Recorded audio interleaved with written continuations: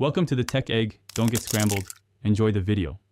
In this video, I will explain how to change the engine oil in your Dodge Journey. First, gather all your essential tools, including a wrench, an oil filter wrench, and a drain pan. Make sure you have about 5.5 quarts of the correct new engine oil and a fresh oil filter. Always prioritize safety by lifting and supporting your vehicle securely with a jack and jack stands on a completely level surface before you begin any work underneath.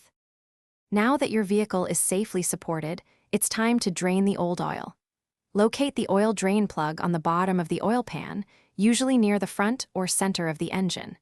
Place your drain pan directly underneath the plug to catch the used oil. With caution, remove the drain plug and let all the old engine oil flow out completely. This process usually takes about 10 to 15 minutes. With the old oil drained, your next step is replacing the oil filter. Locate the old filter, which might be a canister or cartridge type, and carefully remove it using an oil filter wrench.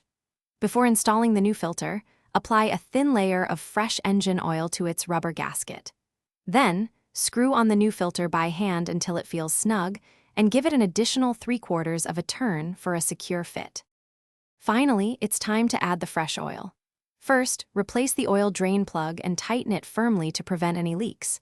Then, carefully pour the recommended amount of new engine oil, typically about 5.5 quarts, into the engine's oil fill cap.